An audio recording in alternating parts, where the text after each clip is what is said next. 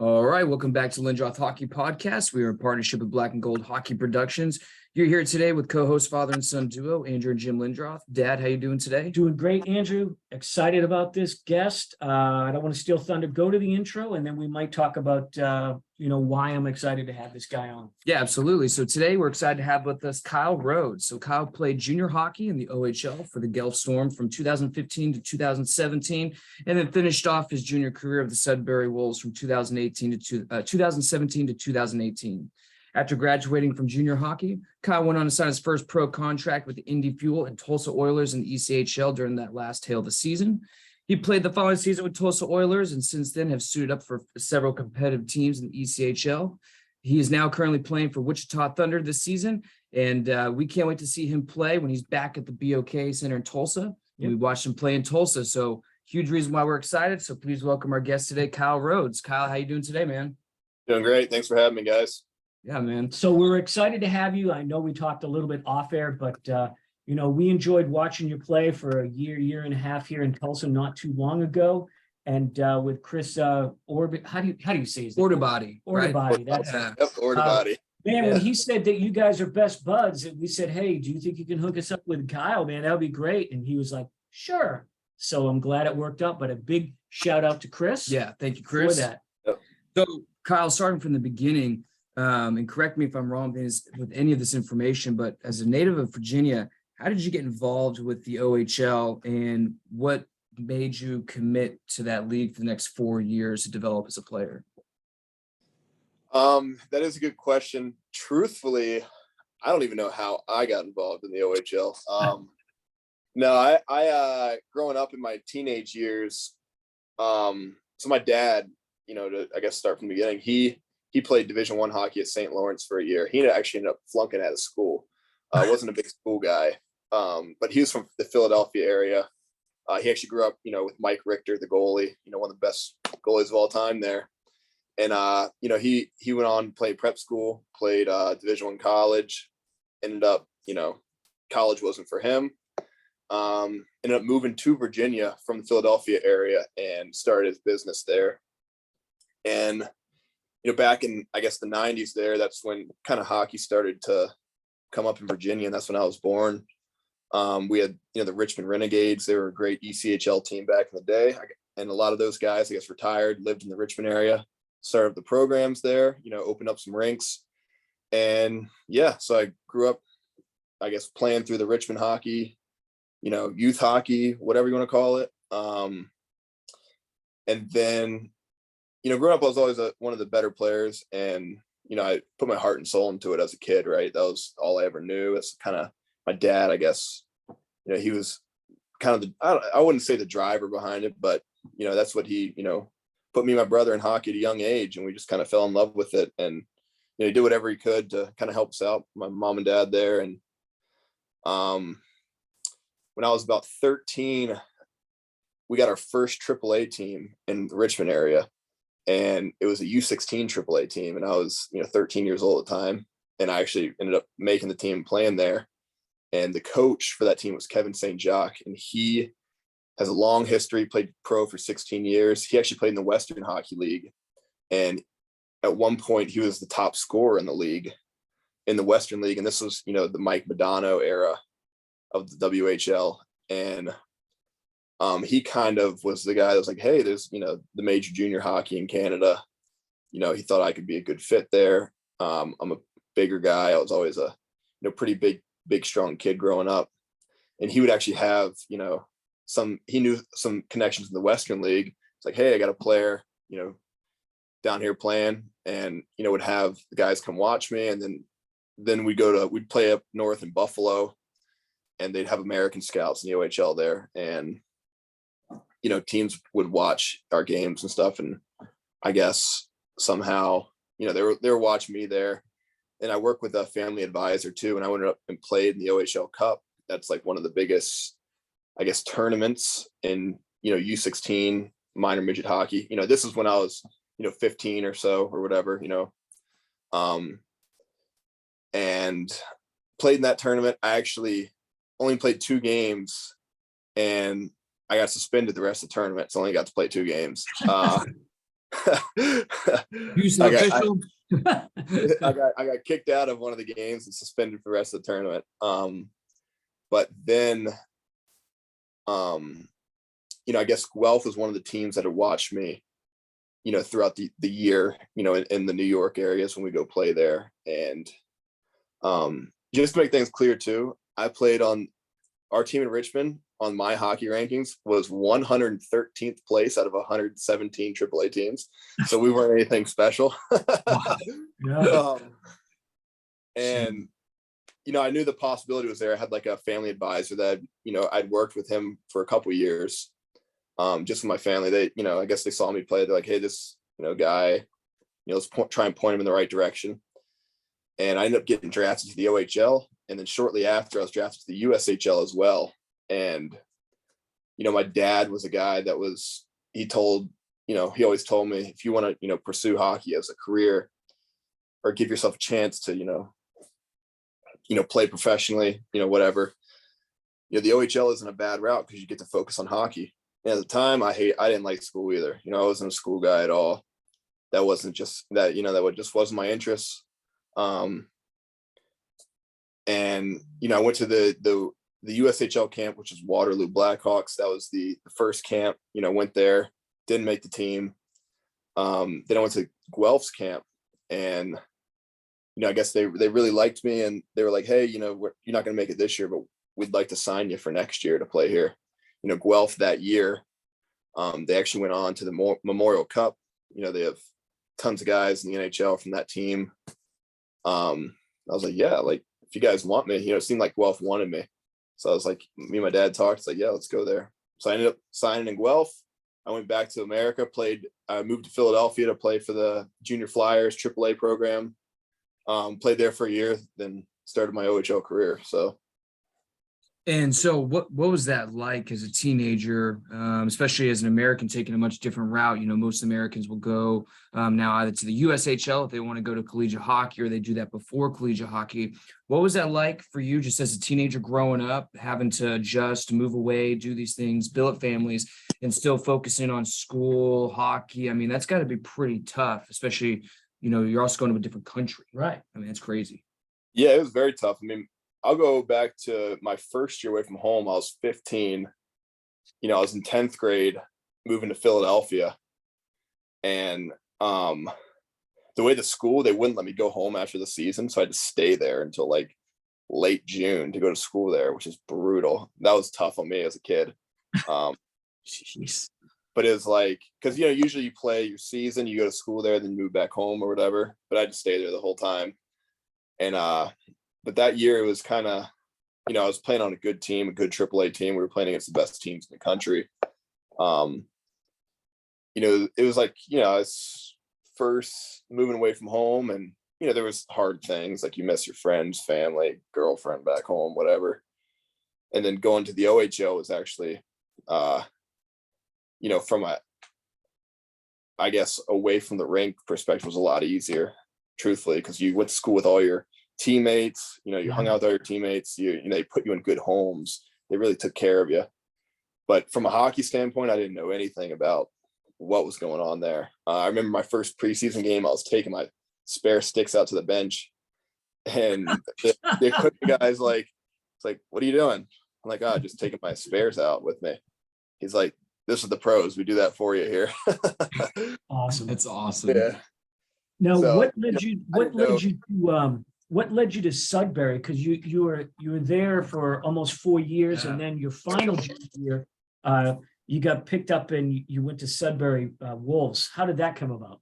Yeah, we actually, in Guelph, we weren't doing well my second and third year, and we had a lot of coaching changes and this and that, and we had a new coach come in, and he was a GM as well. We had a GM/coaching change. And, he ended up trading me to Sudbury. I guess Sudbury reached out. They were not doing well either, early in my career. And, Sudbury reached out trying to get me. And, yeah. So I guess I just got traded middle of the summer. It's my first time getting traded. So, yeah. So what is that like being traded anyways? Especially like you're not quite at that pro level yet. I mean, is that kind of weird? Yeah, it's a lot. Like, especially in juniors, I feel like your connections with people, at the rink and away from the rink, it's like family, right? So it's like a lot different. In pro, you're kind of used to it by now. I've been all over the place, and it's like, well, Right. see you guys. Maybe I'll see you at some point. Well, it's different for you because you're still going to school. I believe around that time, unless you'd already graduated. But was there a lot of hard, difficult transition when you had to be traded at the end there? It wasn't too difficult. So my brother actually played in the GTHL for his minor midget year for the Don Mills Flyers, and one of his teammates was from Sudbury. His family was from there. So when I got traded there, I guess the family reached out, was like, "Hey, Kyle," like they knew me. They were like, "You want to come live with us?" They had a spare bedroom. So it was kind of like, oh, cool. And they had a beautiful house right on a river. So it was like, that part was pretty easy. It was, I guess mutually, I knew somebody up there, a family, and they took me in, and they made it really, really easy on me. So it wasn't too difficult. Bring us through now. You're signing your first pro contract, and I know it was a short time, I believe, with Indy Fuel and then on to Tulsa. But two questions. Tell us about the signing. I mean, that's a big deal. You're now a professional hockey player. You're signing your first pro contract. And then what was it like transitioning from OHL to the ECHL? Because now you're playing with grown men, families to support. I mean, this is a pro league now. It's not, kids and billet families. So kind of two-part question. Yeah. So in terms of like the transition wise, I truthfully thought the transition from major junior to pro was easier than from minor hockey to major junior. So I thought major junior did a really good job of setting me up to play pro. We play a similar schedule in the OHL. We played like 68 games. It's a hard schedule. Playoffs are 7-game series, just like pro. And you're playing against, guys that are signed to the NHL, some first rounders that are, not, I guess the rule in the OHL is you have to stay in the OHL until you're 20, unless you play in the NHL. So you can't go to the American League. So I guess that's like, they keep the league really good that way. So, you're playing against first round draft picks that, are signed to the NHL. They're 19 years old, but they're not, quite at the NHL level, but they're not allowed to go play in the American League. So it's like, a lot of really, really good players. And, so for me, it was it's a much smoother transition, I thought. In the OHL, my first year was it's very intimidating. A lot of good hockey players. And, it's, you're playing for your job kind of, and you're 16 years old, right? Yeah. And same thing with pro, but I felt like I could, it was much smoother, I guess, transitioning into it. And I guess signing my first deal there, I signed with Indy. I was there for a week, maybe a week and a half. Played one game in Brampton. So that was kind of cool because I just left Canada to go play, and then I go back to Brampton, and I got a few fans of people that I know, right? So that was pretty neat. And then they had guys sent down for I guess the playoff run, and I guess Tulsa needed some players, so they were like, "Hey, we're desperate on D." They signed me right away. I flew into Wichita actually. So I met the team in Wichita that day. I flew from Indy to Wichita. I got there about 5 or 6 hours before the game, way before the team showed up.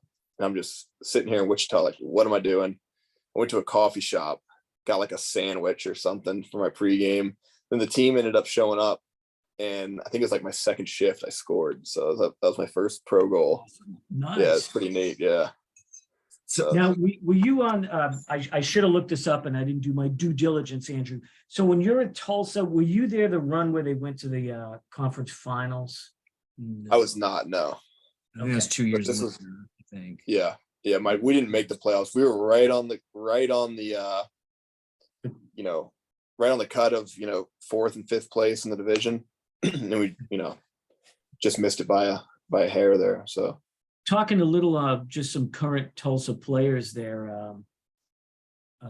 I think when you started playing, Mike McKee, who we've had on our show, was probably just starting out, and he was real rough, but he's turned into quite a big player. How do you deal? Well, I guess he's defense now, but he used to play forward.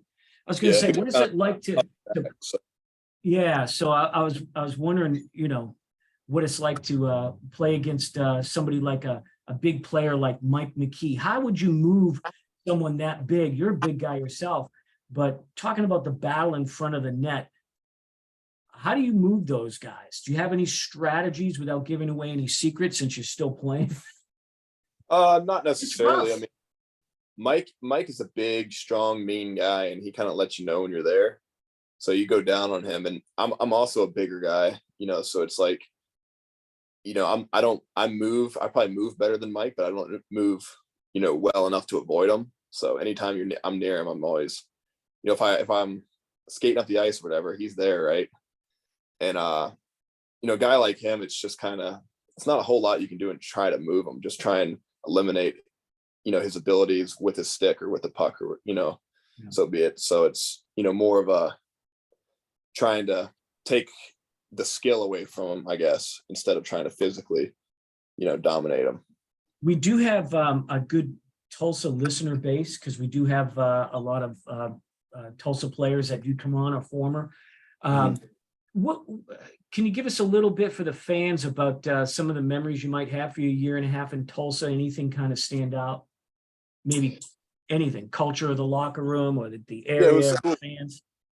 We were actually we were doing pretty well there, and then we I think we had in December we had a little losing streak going on. We lost 10 in a row or something crazy, but ended up doing well. And Adam Pleskach was our captain, and a lot of the guys there, great guys, and we had a good older group of guys too. Pleskach, and there's obviously McKee and guys like that, and Steve Canisto as well. And we were a pretty good team, I'd say, and we get a lot of memories of being on a bus that broke down and stuff. So I don't know if guys told you that, but I think the only one we heard was a story back in 2011, 2012 with the Kesserich where it blew up on fire. But do you have a good bus story, or that one in particular? Yeah, there was this old red bus we used to take, but the year before they took it all the time, and it would break down on them a lot. But the year I played there, we only took it twice, and it had an old peeled off Allen American sticker on it. And you could see the I guess fadedness of it. And we were on our way to Kansas City one time. The bus broke down, and that was the first time we took it, and it broke down, and we were on the side of the road, and we ended up not making it to the game. And they blamed it on the weather, on the social media, and there was no weather that day. It was like a normal day.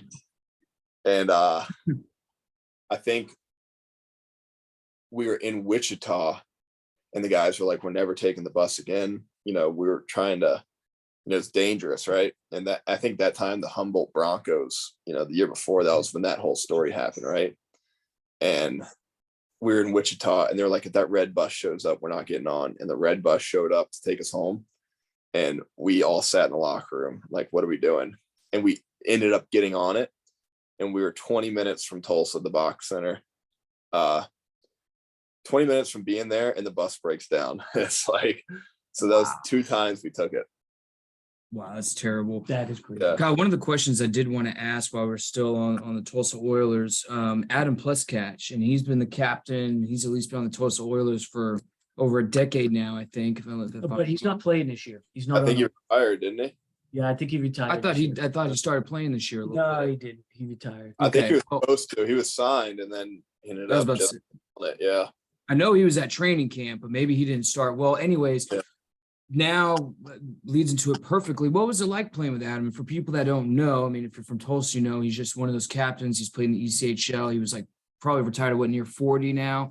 What is it like to have an older player with that leadership in a locker room like the ECHL, where people are constantly moving, you might play one game and you're gone. How did he create a culture in there? Because you could tell with him and Murray that they've created something in Tulsa now in that locker room.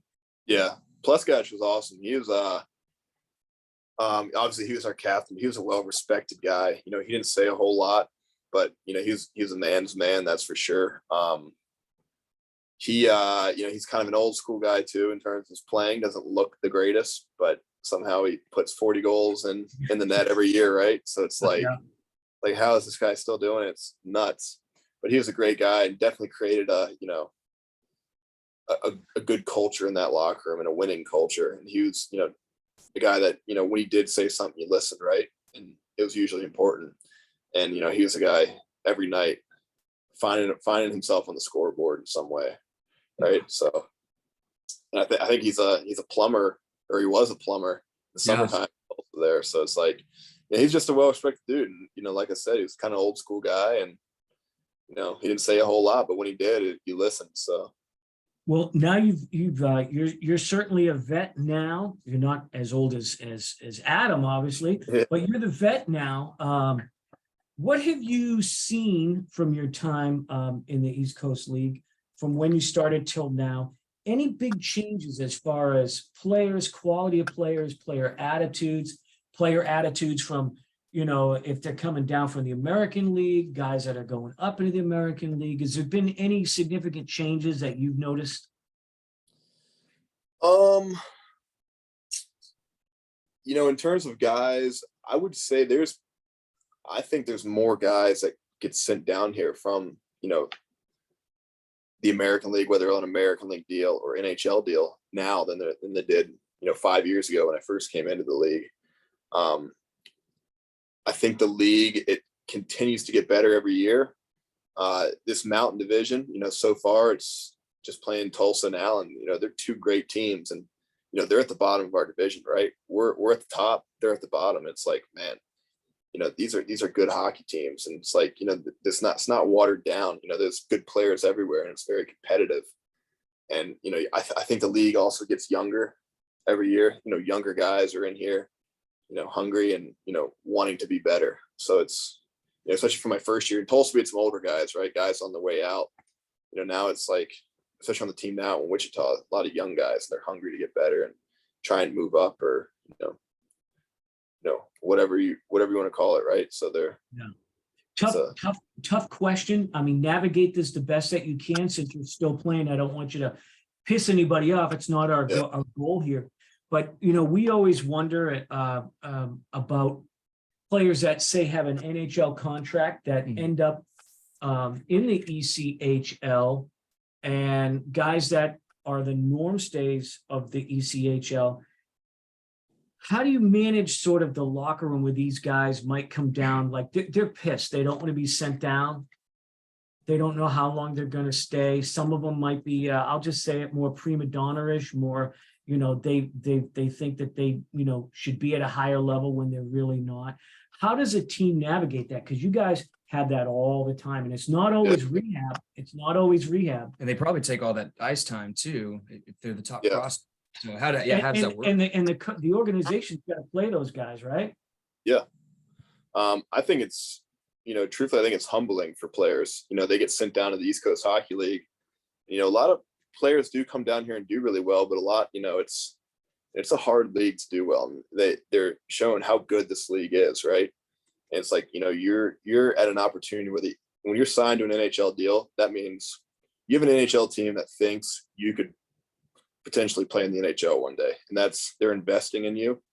And I think it's more about, you get sent down to the East Coast League, you should be grateful that a team has any sort of investment in you, because there's a lot of good players in this league that will never get a chance at the higher leagues, or never get a chance at the NHL, American League, maybe up and down the American League, but that's, a lot of us, won't get a chance at the NHL, right? So I think guys that get sent down here, it's like, hey, it's, it's time to get your act together a little bit and, realize, be grateful for the opportunity that you have, right? Because a lot of us down here, we're hungry, and we're playing for hundreds of dollars a week, right? We're not making a lot of money. It's like, we don't get that opportunity that they get, just because they're signed to a deal or whatever. So. Right. And so do you ever have to sit maybe a young kid that's 19 that signed an American League or even NHL deal, but they're placed in here? Like I remember in Tulsa, I don't think it was the time that you're in Tulsa, but I remember that Bennington of St. Louis, when Tulsa was affiliated with them, they wanted to send him down just for a little bit because he was so young. He was inconsistent as a goalie, and they wanted Murder to kind of give him time, and he refused to do it. Like, he just flat out refused to do it for whatever reason. Of course, it worked out for him, but that really doesn't really happen. Do you ever get some young players where you're now a vet? It's like, look, kid, just relax, play your game here, learn. You just join a pro league. You're not going to play in the NHL. You might not play in the American League right away. Yeah. I mean, I just try and tell guys to, stay positive. And, my roommate is Billy Constantino. He's a young guy. He's on an American League deal. And I'll try and tell him, hey, like, if he's frustrated, like, try and have a positive attitude, because it's only going to help you out. Right.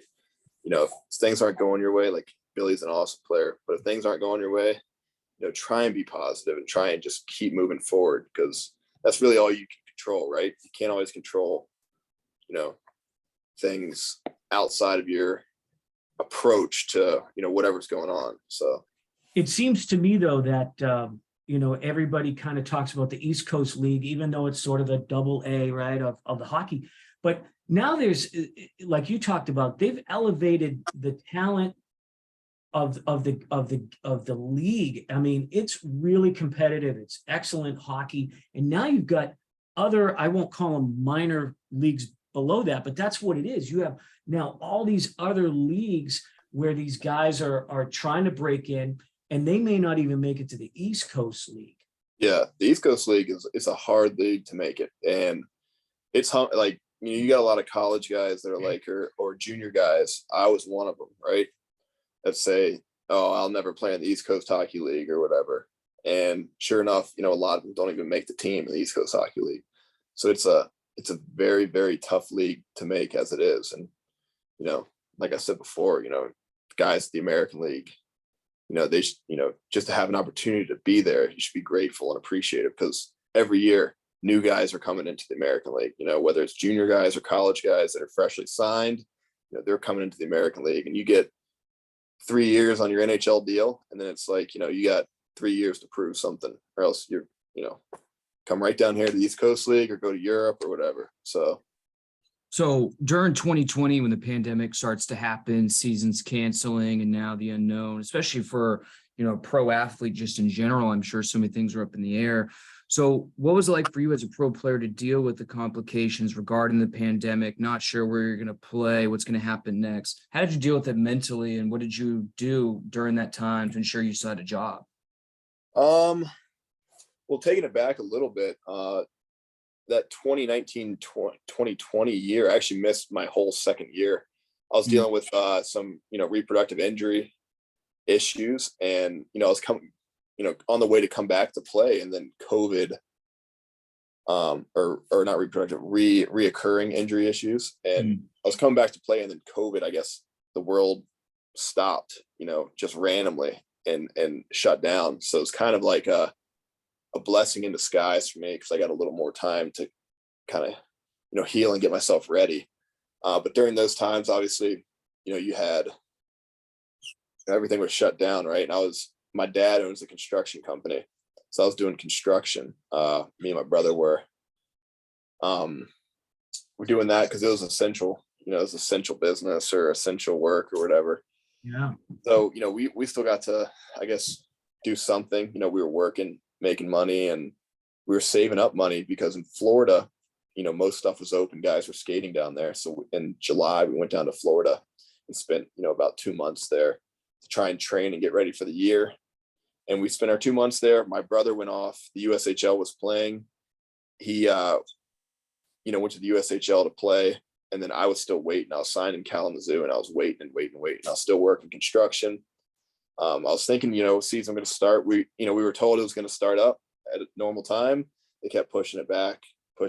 And then at Christmas time, Kalamazoo was like, hey, we're going to, I guess, cancel the season. Like, over half the league did that. And so then I went down to Huntsville and played in the SPHL. Because I guess the coach in Kalamazoo knew the coach in Huntsville really well. He's like, it's a great spot to go. And I didn't play the year before, and I was like, I need to play. So I went to Huntsville, played there. I got called up to South Carolina, and just that little stint I had in South Carolina, I played 6 games, and then I had a bad high ankle sprain.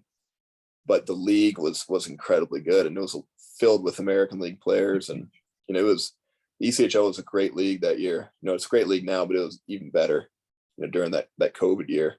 So I got to witness that, and then obviously last year came, and that ended, went into last year or whatever. So yeah. So you do mention that a lot of American and East Coast players end up over in Europe. We're pretty tied into the UK, the elite league over there. okay.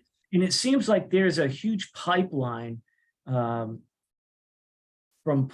coaches and GMs over in the UK to a lot of the East Coast, particularly Tulsa and the Mavericks, Kansas City. Were you ever approached? Was there ever a point where you might have said, "Yeah, maybe I'll go over there. It's more money. The league might be a little bit better or on par with the ECHL." Was that ever a thought to you, or is it like, I'm not going anywhere, man? Or even if it's not EIHL, just any other league. Right. Yeah, it's a thought. I mean, obviously the money is one thing. That plays a big factor. And I know over there they don't play as hard of a schedule as we do, so it's a little easier on the body, especially as you get older. But I've got a girlfriend, here or not in Wichita, but back in Virginia Beach, and I'm kind of, I'm weary about going over there. I've heard guys like it. I've heard guys don't like it. I'm a pretty proud American, so like, I don't know if I like it, right? So it's, Right. Yeah. if the extra, little bit of money, is it worth it to me, right? So, and I'm actually in the process of trying to get, a business going for myself in the summertime, and then, so when I'm done playing, I have something I can go right into. Yeah. So there's a lot more factors to me than just, playing hockey in Europe or going over to experience it, right? So I do want to send some Wichita love here, and you guys are I don't want to jinx anything, but you guys, like you said, you having a good season. What's it like playing in Wichita? It's been good so far. I mean, I really like the coach here, Bruce Ramsey. He's kind of an old school guy with a new school mindset on him. He understands where the game's going, and it's nice to play for a guy that kind of, he sees where the game's at. And I think that's, makes it a lot more fun for the players. And, it makes it, just playing and going out there and competing every day. It makes it fun. And, we have a very skilled team here. We got a lot of rookies, but, it's a skilled hockey team. We got a lot of talent here, and, we're still kind of finding our way. We had a good start, which is, great for us, but, you play 72 games, right? A good start doesn't mean anything in April, so you got to continue to play well throughout the year. And I think that's kind of the goal, the mindset that we have and our coaching staff has too. So we want to finish with our lightning round, and this is we're gonna find out a little bit more about you. And if you've got a story you can share, if it's just a quick name to one of these questions, that's fine too. We call it the lightning round. It's fast questions supposed to be. Yeah, we're gonna make you think. Try not to pass. There's a lot of players that go, "Oh, I don't know, pass." Try not to pass. At least make something up. Yeah, and then say, yeah, never mind. All right, go ahead, Andrew. Who is or was the toughest goalie to score on in your career so far? All the way from the OHL, or at least seen. I know you're a defenseman, but just a goalie. All the way. I had a tough time on Tulsa's. I think Tulsa's got a goalie signed to an NHL deal right now. Maybe. I think. Okay. Yeah. He played when we were in Tulsa last week, and I threw a few at him, and I had a tough time, just getting anything on him. So I'll say him. Is it finding a hole to shoot a pass, or is it just he's so fast, quick side to side, or a glove, or what? I just think he's fast, and he can make the saves, right? A lot of goalies in a game's different than practice, right? So it's like there's a lot going on in a game, and goalies can't make. This guy just now was throwing, just hammering some bombs at him, and he was stopping everything. So wow. Any pregame superstitions or rituals that you do? Too many. One I've been doing, I call this ritual. I get in the ice bath before the game, do a full body dunk. Crazy. Okay. Which arena has had the worst ice conditions so far? And don't say Wichita, because everybody says Wichita. Since you're there, Or Wichita's- Florida too. They say Everblades is pretty bad too. Are Yeah. you saying this so far this season or in No, No, like- basically your whole career, maybe other than junior. Do you want to? Well, yeah, well, let's say East Coast teams. Yeah, East All right, Coast. we'll say East Coast teams. I think Florida, South Carolina, and Greenville, their ice is terrible. Okay, that's I for think some. Tulsa and Wichita's terrible too, but Tulsa, we played on after it was 2 college games last week or something, so it was bad. Well, and don't forget too, at Tulsa, the ice might be fine, but the damn boards can't even be repaired by those guys. The boards fall apart in Tulsa every game I play in there. Does that kill the mood for the game? Like your guys, It's awful. momentum? Even when Oh. you have a bunch of penalties, it's awful. Like early in the game, because you're just sitting there if you're not on the power play, you're you gotta wait and get your shift. It's you want to get into the game and play. Playing 5-on-5 is the best way to start a game, right? You play 5-on-5 for the first period or something. It's that's how you get into the game. You have all these even the TV timeouts can drag on. So The toughest player that you've had to play against, and I guess, do you want to make this more physical? Then we'll ask the other one. I guess do one that's physical. Who's the toughest guy you've had to play against? Maybe the toughest guy you fought if you've had a Yeah. fighting major. Or 2, we always say for forwards, who's the toughest defenseman who just would move you out of the way? Or I guess who's probably the more toughest power forward? Just a guy you don't want to go up against the boards with. in terms of all around, if you skills and power forward, I would say Logan Nelson on Rapid City. He comes off as a skill guy, but he absolutely hammers guys. When he comes to hit you, he'll throw the puck in and hammer you, and he's got incredible skill. I played against him a few times last year when Rapid City came to Norfolk. Then I ended up getting traded to Rapid City, but I was this guy is legit, and he would hit, he fights, he does it all. In terms of all around player, he's the hardest guy I played against. Was there any forward that you just you couldn't move in front of the net? I mean, you're a big guy. I'm a big guy. I mean, there's obviously, some tough guys, pretty tough guys in the league, but in terms of I would say, in that power forward kind of, Yeah, strong, just that, strong. I don't really know, to be honest with you.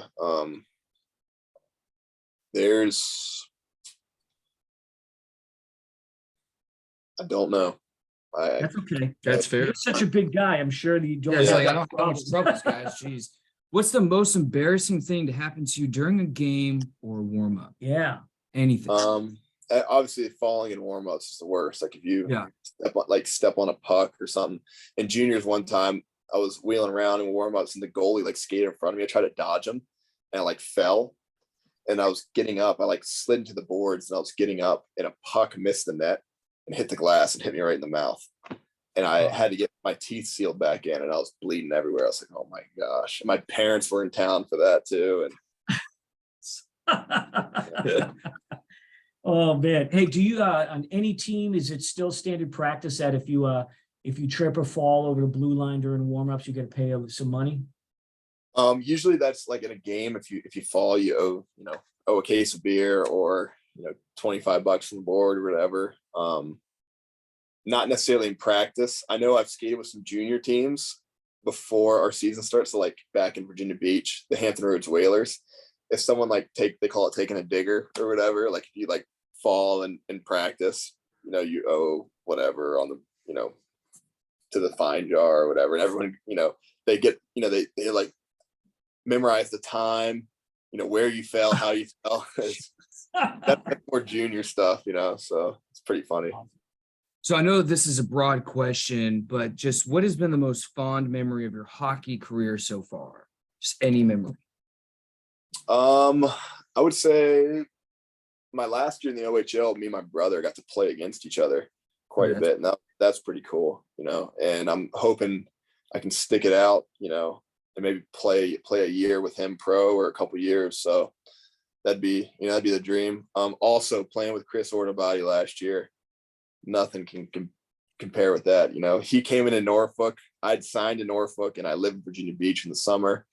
I'm not from there. I'm from Powhatan, Virginia, but my stepdad's from Virginia Beach. And so I spent a lot of time in Virginia Beach in the summer times with parents at a house there. When I signed there, I'm going there. And Chris, he bought a one-way ticket to Norfolk he would go out there and skate with the coach, Ryan McGinnis, or the assistant coach. He'd come out there and he's like, I'm getting a contract. Sure enough, he got invited to camp, signed a contract. So it's a pretty neat little thing we did there. Yeah. Nice, nice. We will say goodbye off air, but officially we can't thank you for being so gracious with your time with us. And man, we certainly appreciate it. It's been great getting to know you. Yeah, thanks, Kyle. Yeah, absolutely. Thanks for having me, guys.